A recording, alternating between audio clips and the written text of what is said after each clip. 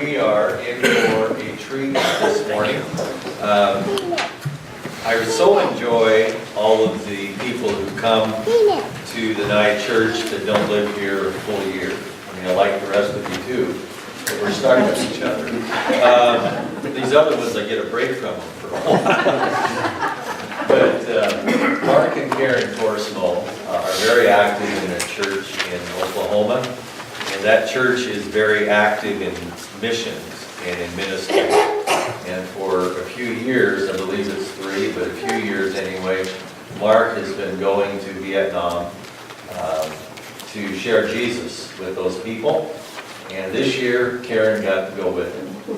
And so I expected her to be the one up speaking today because she is so talkative. But she said no. So Mark, on his birthday, is going to talk to us about Vietnam.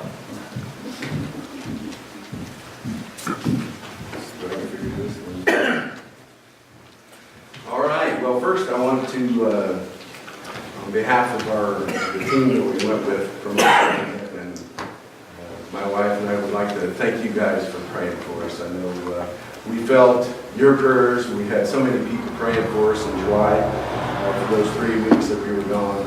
And so you guys were part of this, and I really mean that from my heart.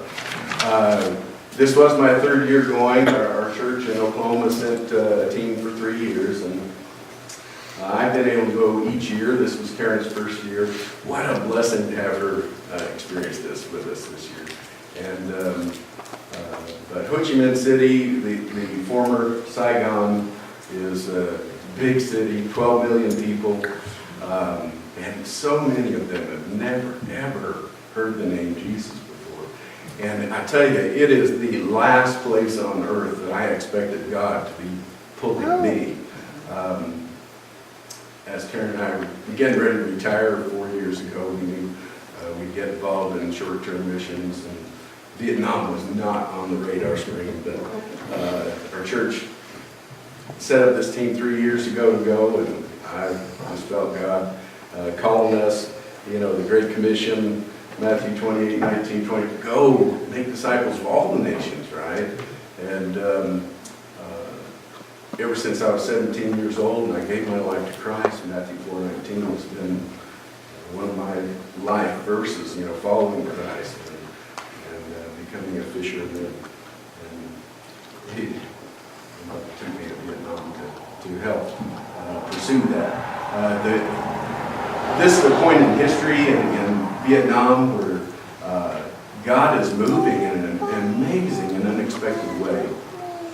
There's so many, such an openness to learning about the West and America in particular, inviting Americans to come visit, just so eager to talk to Americans there, and it's just so natural to show Christ's love to people who are so eager to meet you. So anyway, our mission trip focused pretty basic. We wanted to go where the people were, right, and show them Christ's love, and in that process share the gospel with them.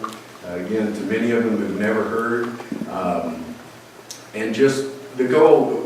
We know from Acts 17, right, that Paul, as he was in Athens preaching, it says some received his message, some wanted to hear more about it, and some rejected him. So that's what we expected, and that's certainly what all of us expect when we share our story with people. And we just want to move people one step closer to Jesus, wherever they are in their spiritual walk. Since this was our 3rd time there, for many of us, we were able to reconnect with previous friends that we met on previous visits, and great reunions with new believers, encouraging them. You know, for us, it's pretty easy for us to gather around other Christians and get encouragement in a place where there are so few Christians. When they get a chance to talk to, especially a long-time Christian. I've been walking with Jesus for 46 years, and for them to be able to talk to me and ask me questions is just an amazing opportunity to encourage them. And there's a couple of existing ministries that we help as well. I got a lot of pictures here I'm going to go through pretty fast. One of the ways that we meet people there, the communist government wants their young people to learn how to speak English, so they sponsor some English-speaking clubs, large open rooms. Young students come to gather together in small groups like this and speak English to one another. And we're just praying that as we go visit these places, we sit in these groups. You see Karen and I in there with this one small group. We're just praying that God will connect us with one or two people there that we can invite to lunch or coffee, and then over the weeks that we're there, meet with them separately several times and share the gospel with them. Here's just several photos of one English club that we went to. You can see Amy McLemore there. They even asked us to get up to sing the song Oklahoma. Pretty bad since I don't know most of the lyrics, but it was just a fun time, just showing the love of Christ and making friends. Great place to meet people. Another place to meet people is out on the streets. I mean, so we spent a lot of time, where we stayed was just a couple of blocks from downtown, and so we're walking the streets, just meeting people. And in Ho Chi Minh City, there are motorbikes everywhere. Every family, it seems like, has at least one motor scooter. That's their primary mode of transportation. And it is just chaos out on the streets. Sometimes you have to be really careful crossing the street and all those things. But great opportunity to meet people as they're going about their days. They park their motorbikes on the sidewalks. You're constantly dodging them, either driving on the sidewalks or walking around their motorbikes. Here's a family of 5 on a motorbike. I saw a family of 6 one time. Businesses use motorbikes to deliver their stuff. I saw them hauling pipe and sheetrock on a motorbike. Here's a florist transporting some awesome floral arrangement. Must have been to a wedding, but on this little motorbike. Another great place to meet people out in the markets and sidewalk vendors. So we spent a lot of time just out on the streets, making friends. Here's a street vendor selling some breakfast food a couple blocks from where we were staying. So we ate breakfast there several times. Again, you meet these people, you become friends with them, get a chance to talk to them. Helping them out by buying their food, which the food there is incredible, by the way. We just love the food. A lot of opportunities to interact with people as they're doing their business.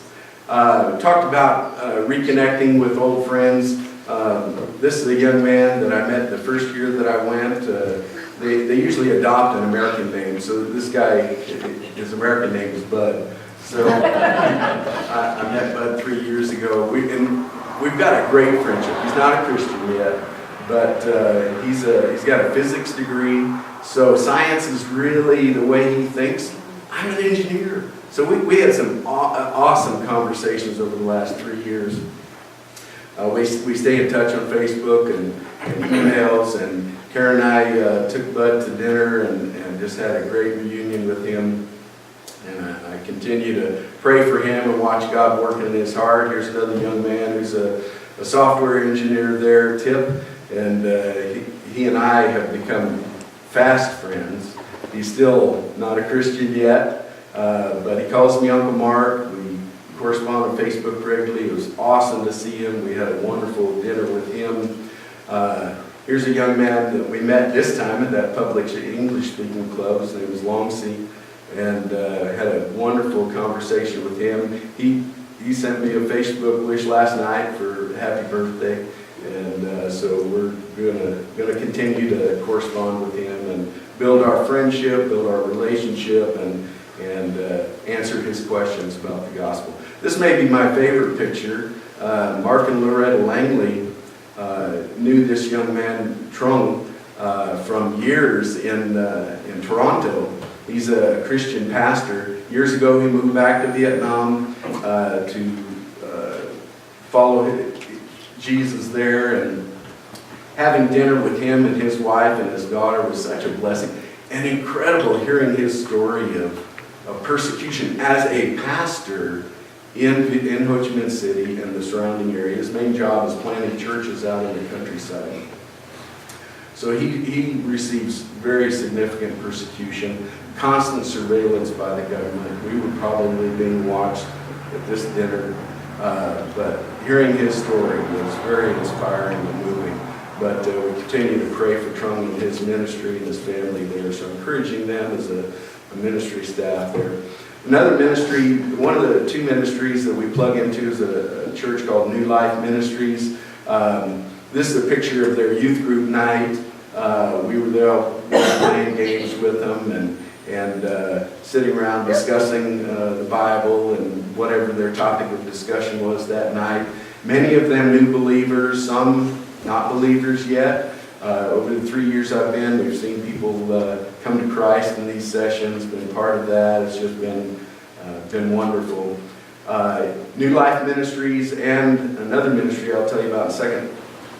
To raise money, they conduct their own English classes. And so while we're there, we help them with some of their English classes. Just as English speakers, they really hunger to hear somebody speaking that language, especially with an American accent, as compared to a British accent or Australian. They really like the American accent. Company of Grace is another ministry that we spend time every day, 4 or 5 hours there. This man in the front in the wheelchair started this ministry. He's been handicapped since he was a young boy. And handicapped people in Vietnam are not treated with high respect at all. And so he started this Christian-based ministry, training handicapped young adults with skills that they can make a living, art or carpentry or computers, different things. And so we go there and provide some training for their English classes, but also just helping them with some physical labor. Karen and Audra were painting some of their classes that were very dingy, hadn't been painted in 25 years.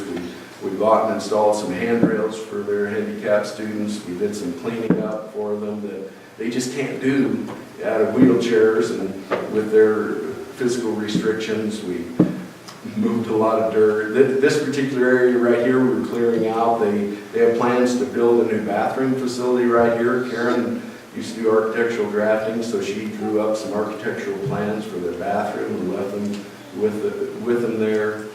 So we just did a lot of work. Here's a lot next door that they're getting ready to build an orphanage as part of their Company of Grace.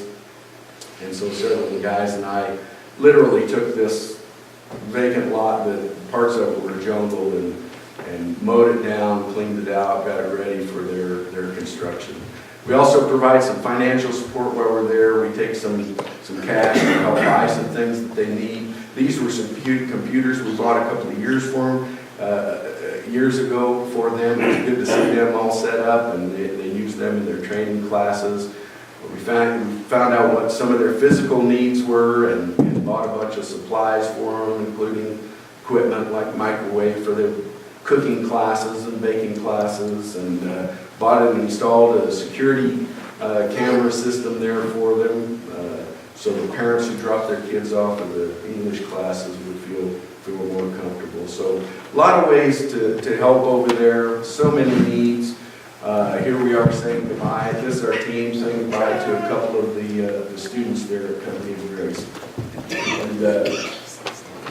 And it's just so incredible, the door that's open right now. And again, I'm just astounded that God has placed my heart there. And so many people that don't know Jesus and have never even heard of him, and how will they know if nobody tells them? I know that most people aren't called to go across the road, to follow Jesus, but I do know that God has given every one of us a story. And wherever you are, God is calling me to tell somebody your story. So, anyway, sorry, getting emotional. But thank you again for your prayers and your support. It really meant a lot to us, and we look forward to where the Lord's leading us next, whether it's back to Vietnam a fourth time or somewhere else. So anyway, thank you.